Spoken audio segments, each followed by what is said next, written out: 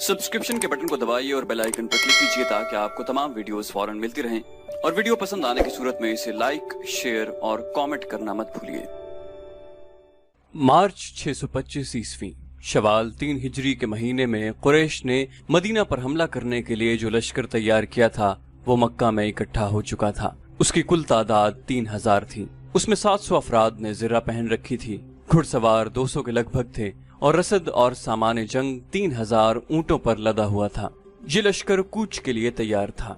खालिद को एक रोज पहले की बात की तरह याद था कि इस लश्कर को देखकर वो किस कदर खुश हुआ था। इंतकाम की आग बुझाने का वक्त आ गया था। इस लश्कर का सालार आला अबू सुफियान था और खालिद इस लश्कर के एक हिस्से का कमांडर था। उसकी बहन भी इस लश्कर के साथ जा रही थी। उसके अलावा 14 औरतें इस लश्कर के साथ जाने के लिए तैयार थीं। इनमें अबू सुफियान की बीवी हिंद भी थी। उमर बिन अल आस की और अबू जहल के बेटे अकरमा की बीवियां भी शामिल थीं। बाकी सब गाने बजाने वालियां थीं। सबकी आवाज में सोज था और उनके साज दफ और ढोलक थे। इन औरतों का जंग में ये काम था कि जो शीले और जज्बाती गीत गाकर सिपाहियों का हौसला बुलंद रखें और उनकी याद ताज़ा करती रहें जो जंगे बदर में मारे गए थे। खालिद को अफ्रीका का एक हबशी याद आया जिसका नाम वहशी बिन हर्ब था। वो कुरैश के एक सरदार जुबैर बिन मुतम का गुलाम था। वो दराज कद और स्याह रू और ताकतवर था। उसने बर्छी मारने के फन में शोहरत हासिल की थी। उसके पास अफ्रीका की बनी हुई बर्छी थी। उसका अफ्रीकी नाम कुछ और था। उसे अरबी नाम जुबैर ने उसके जंगी कमालात देख कर दिया था। बिन हर्ब कूच से कुछ देर पहले जुबैर बिन मुतम ने उसे कहा, मुझे अपने चचा के खून का बदला लेना है। शायद मुझे मौका न मिल सके। मेरे चचा को बदर की लड़ाई में मोहम्मद सल्लल्लाहु अलैहि वसल्लम के चचा हमजा ने कत्ल किया था। अगर तुम हमजा को कत्ल कर दो तो मैं तुम्हें आजाद कर दूंगा। हमजा मेरी बर्छी से कत्ल होगा। वहशी बिन हर्ब ने कहा। ये हबशी गुलाम उस तरफ जा निकला जहाँ वो औरतें ऊंटों पर सवार हो चुकी थीं जो इस लश्कर के साथ जा रही थीं।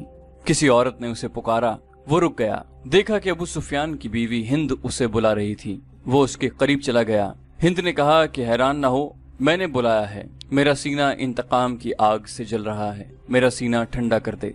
गुलाम ने कहा, हुक्म खातून, अपने सालार की जोजा के हुक्म पर अपनी जान भी दे दूंगा। बदर में मेरे बाप को हमजा ने कत्ल किया था। हिंद ने कहा, तू हमजा को अच्छी तरह पहचानता है। ये देख, मैंने सोने के जो जेवरात पहन रखे हैं। अगर तू हमजा को कत्ल कर देगा तो ये सब जेवरात तेरे होंगे।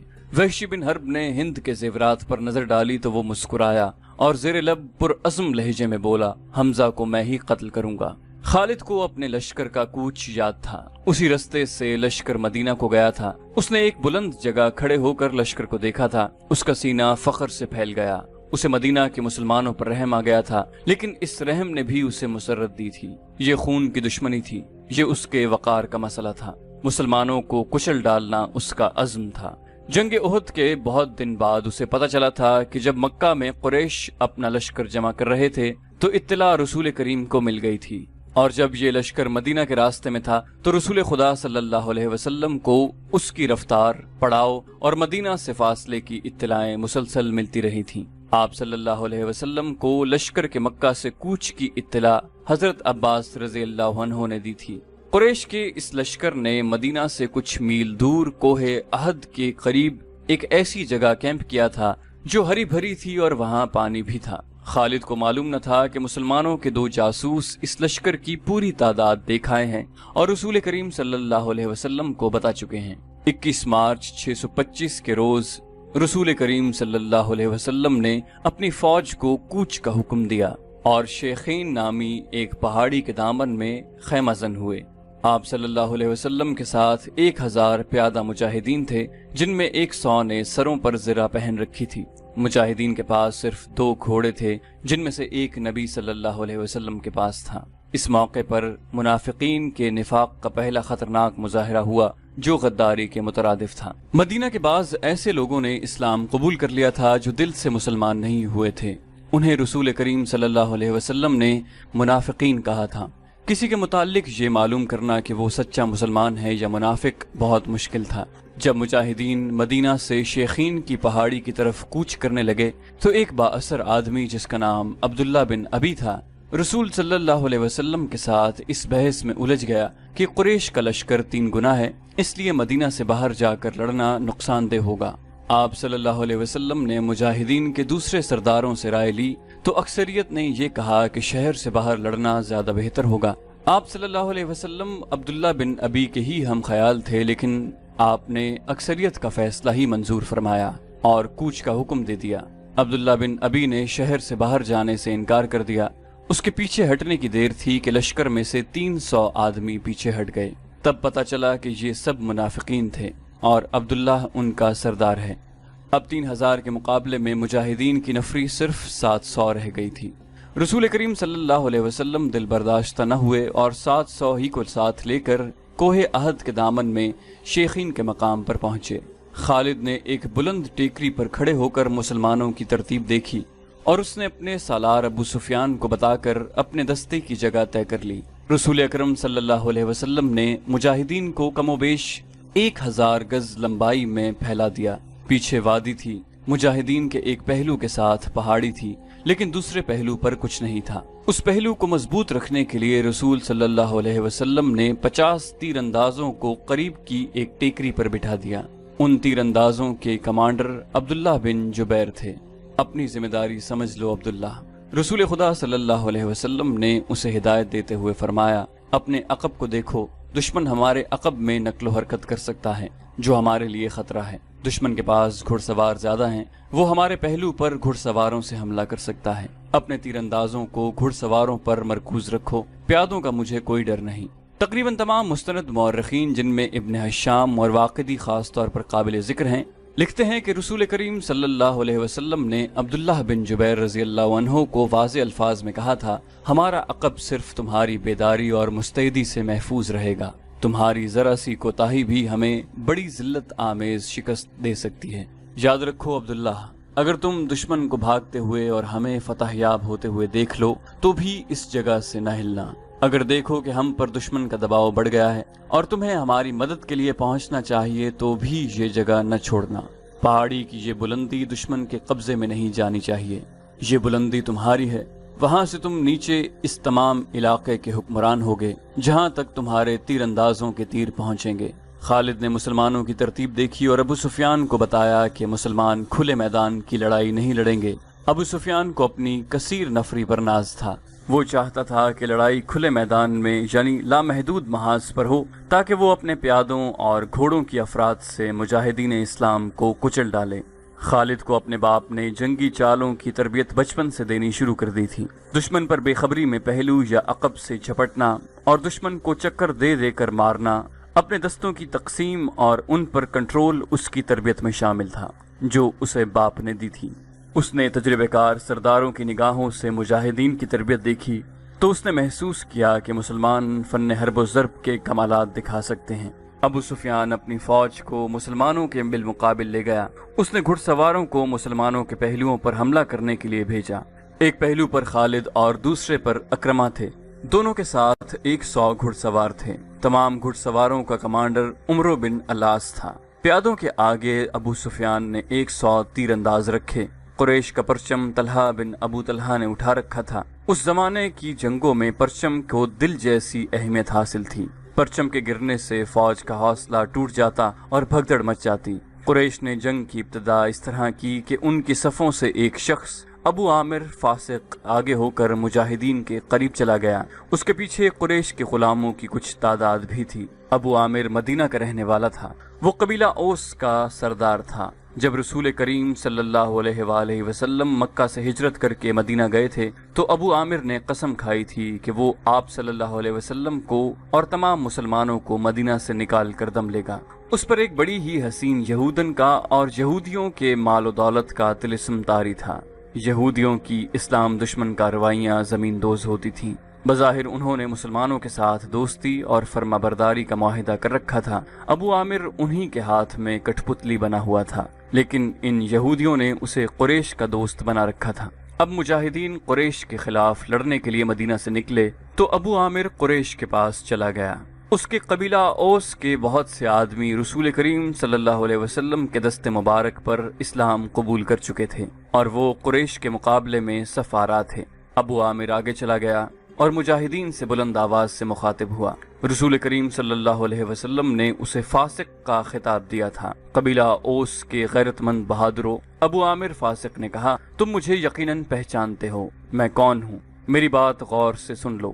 وہ اپنی للکار پوری نہ کر پایا کہ مجاہدین اسلام کی صف سے قبیلہ اوس کے ایک مجاہد کی آواز گرجی، او فاسق بدکار، ہم تیرے نام پر تھک چکے ہیں۔ خالد کو وہ وقت یاد آ رہا تھا۔ مجاہدین اسلام کی صف سے ابو عامر اور اس کے ساتھ گئے ہوئے غلاموں پر پتھروں کی بوچھاڑ شروع ہو گئی۔ مورخ لکھتے ہیں کہ پتھر برسانے والے قبیلہ اوس کے مجاہدین تھے۔ ابو عامر اور غلام جو مجاہدین کے پتھروں کی زد میں تھے، ایک ایک دو پتھر کھا کر پیچھے بھاگ آئے۔ یہودی مدینہ میں بیٹھے لڑائی کی خبروں کا انتظار کر رہے تھے۔ جس یہودن کے طلسم میں ابو عامر گرفتار تھا، وہ اپنی کامیابی کی خبر سننے کے لیے بے تاب تھی۔ اسے ابھی معلوم نہ تھا کہ اس کے حسن و جوانی کے طلسم کو مسلمانوں نے سنگسار کر دیا ہے۔ ابو عامر فاسق کے اس واقعے سے پہلے وہ عورتیں جو قریش کے لشکر کے ساتھ گئی تھیں، لشکر کے درمیان کھڑی ہو کر سریلی آوازوں میں ایسے گیت گا رہی تھیں جن میں بدر میں مارے جانے والے قریش کا ذکر ایسے الفاظ میں، ایسی طرز میں کیا گیا تھا کہ سننے والوں کا خون کھولتا اور رونگٹے کھڑے ہو جاتے۔ ان عورتوں میں سے ایک دو نے جوشیلی تقریر کی صورت میں بھی قریش کا خون گرمایا۔ عورتوں کو پیچھے چلے جانے کا حکم ملا تو ابو سفیان کی بیوی ہند نے ایک گھوڑے پر سوار ہو کر ایک گیت گانا شروع کر دیا۔ اس کی آواز بلند تھی اور اس میں سوز بھی تھا۔ تاریخ لکھنے والوں نے اس گیت کے پورے اشعار قلم بند نہیں کیے۔ انہوں نے لکھا ہے کہ یہ گیت فحش تھا جس میں مرد و عورت کے درپردہ تعلقات کا ذکر تھا۔ اشعار جو تاریخ میں آئے ہیں وہ اس طرح ہیں، ان میں جس عبدالدار کا نام آتا ہے یہ بنو عبدالدار ہے۔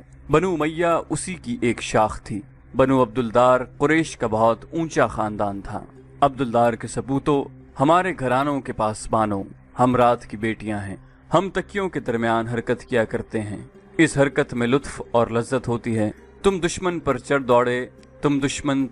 دوڑے تو ہم تمہیں اپنے سینوں سے لگا لیں گے، تم بھاگ آئے تو ہم تمہارے قریب نہیں آئیں گے۔ اس کے بعد ابو عامر فاسق پر مجاہدین اسلام کی طرف سے سنگباری ہوئی اور اس کے فوراً بعد قریش نے مجاہدین پر تیر پھینکنے شروع کر دیے۔ مجاہدین نے اس کے جواب میں تیر برسائے۔ خالد اپنے پہلو والے مسلمانوں کے پہلو پر حملہ کرنے کے لیے اپنے 100 سواروں کے ساتھ تیزی سے بڑھا۔ اسے معلوم نہ تھا کہ بلندی پر تیر انداز چھپے بیٹھے ہیں۔ اس کے سوار بے دھڑک چلے آ رہے تھے۔ راستہ ذرا تنگ تھا، سواروں کو آگے پیچھے ہونا پڑا۔ خالد سوچ سمجھ کر اپنے سوار دستے کو اس پہلو پر لایا تھا۔ اپنے باپ کی تربیت کے مطابق اسے بڑی خود اعتمادی سے توقع تھی کہ وہ ہلہ بول کر مسلمانوں کو اس پوزیشن میں لے آئے گا کہ وہ پسپا ہو جائیں گے، اور اگر جم کر نہ لڑے تو قریش کے گھوڑوں تلے کچلے جائیں گے۔ مگر مسلمانوں کے پہلو سے اس کے سوار ابھی دور ہی تھے کہ اوپر سے تیر اندازوں نے اس کے اگلے سواروں کو نہ آگے جانے کے قابل چھوڑا نہ وہ پیچھے ہٹنے کے قابل رہے۔ ایک ایک سوار کئی تیر کھا کر گرا، اور جن گھوڑوں کو تیر لگے انہوں نے خالد کے سوار دستے کے لیے قیامت برپا کر دی۔ پیچھے والے سواروں نے گھوڑے موڑے اور پسپا ہو گئے۔ ادھر قریش کی عورتوں نے دف اور ڈھولک کی تھاپ پر وہی گیت گانا شروع کر دیا جو ہند نے اکیلے گایا تھا۔ مورخ واقعی لکھتا ہے کہ عربی جنگجوؤں کے اس وقت رواج کے مطابق ایک ایک جنگجو کے لڑنے کا مرحلہ آیا۔ سب سے پہلے قریش کے پرچم بردار طلحہ بن ابو طلحہ نے آگے جا کر مجاہدین اسلام کو للکارا کہ اس کے مقابلے کے لیے کسی کو آگے بھیجو۔ عامر دین کے دشمن حضرت علی رضی اللہ عنہ نے تند ہوا کے جھونکے کی طرح آگے آ کر کہا، میں آتا ہوں تیرے مقابلے کے لیے۔ طلحہ اپنے قبیلے کا پرچم تھامے تلوار لہراتے ہوئے بفرا ہوا آیا، مگر اس کا وار ہوا کو چیرتا ہوا گزر گیا۔ وہ ابھی سنبھل ہی رہا تھا کہ حضرت علی کی تلوار نے اسے ایسا گہرا زخم لگایا کہ پہلے اس کا پرچم گرا، پھر وہ خود گرا۔ قریش کا ایک آدمی دوڑا آیا اور پرچم اٹھا کر لے گیا۔ حضرت علی اسے بھی گرا سکتے تھے، مگر انفرادی مقابلوں میں یہ روا نہ تھا۔ طلحہ کو اٹھا کر پیچھے لے آئے۔ اس کے خاندان کا ایک اور آدمی آگے بڑھا۔ میں انتقام لینے کا پابند ہوں، وہ للکار کر آگے گیا، آ میری تلوار کی کاٹ دیکھ۔ حضرت علی رضی اللہ عنہ خاموشی سے اس کے مقابلے پر آ گئے۔ دونوں نے ایک دوسرے کی آنکھوں میں آنکھیں ڈالے، ایک چکر کاٹا، پھر ان کی تلواریں اور ڈھالیں ٹکرائیں، اور اس کے بعد سب نے دیکھا کہ حضرت علی کی تلوار سے خون ٹپک رہا ہے اور ان کا مد مقابل زمین پر پڑا تڑپ رہا تھا۔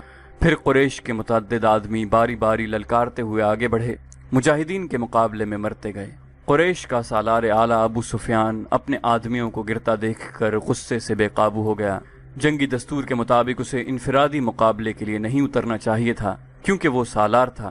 اس کے مارے جانے سے اس کی فوج میں ابتری پھیل سکتی تھی، لیکن وہ اپنے آپ پر قابو نہ رکھ سکا۔ وہ گھوڑے پر سوار تھا۔ اس نے گھوڑے کو ایڑ لگائی اور للکارتا ہوا آگے چلا گیا۔ اس کی بیوی ہند نے اسے جاتے دیکھا تو اپنے اونٹ پر سوار ہو کر آگے چلی گئی اور بڑی بلند آواز سے وہی گیت گانے لگی۔ ابو سفیان گھوڑے پر سوار تھا، لیکن اس کے مقابلے کے لیے جو مسلمان آگے آیا وہ پیادہ تھا۔ تاریخ اسے حنظلہ بن ابو عامر رضی اللہ عنہ کے نام سے یاد کرتی ہے۔ ابو سفیان کے ہاتھ میں لمبی برچھی تھی۔ کسی کو بھی توقع نہ تھی کہ تلوار والا پیادہ برچھی والے گھڑ سوار سے زندہ بچ جائے گا۔ ابو سفیان کا گھوڑا حنظلہ رضی اللہ عنہ پر سرپٹ دوڑا آیا۔ ابو سفیان نے برچھی تول کر پھر تاک کر ماری، لیکن حنظلہ رضی اللہ عنہ پھرتی سے ایک طرف ہو گئے۔ اس طرح 3 مرتبہ ہوا۔ تیسری مرتبہ ابو سفیان کا گھوڑا نکل گیا تو حنظلہ اس کے پیچھے دوڑ پڑے۔ گھوڑا رک کر پیچھے کو مڑا تو حنظلہ رضی اللہ عنہ اس تک پہنچ چکے تھے۔ ابو سفیان اسے دیکھ نہ سکا۔ حنظلہ نے گھوڑے کی اگلی ٹانگوں پر ایسا زوردار وار کیا کہ گھوڑا گر پڑا۔ ابو سفیان دوسری طرف گرا۔ حنظلہ رضی اللہ عنہ اس پر حملہ کرنے کو آگے بڑھے تو ابو سفیان گرے ہوئے گھوڑے کے ارد گرد دوڑ کر اپنے آپ کو بچانے لگا، اور اس کے ساتھ ہی اس نے قریش کو مدد کے لیے پکارا۔ قریش کا ایک پیادہ دوڑا آیا۔ مسلمان اس غلط فہمی میں رہے کہ یہ آدمی ابو سفیان کو اپنے ساتھ لے جائے گا، لیکن اس نے بے اصولی کا مظاہرہ کیا اور پیچھے سے حنظلہ رضی اللہ عنہ پر وار کر کے انہیں شہید کر دیا۔ ابو سفیان اپنی صفوں میں بھاگ گیا۔ سبسکرپشن کے بٹن کو دبائیے اور بیل آئیکن پر کلک کیجیے تاکہ آپ کو تمام ویڈیوز فوراً ملتی رہیں، اور ویڈیو پسند آنے کی صورت میں اسے لائک، شیئر اور کامنٹ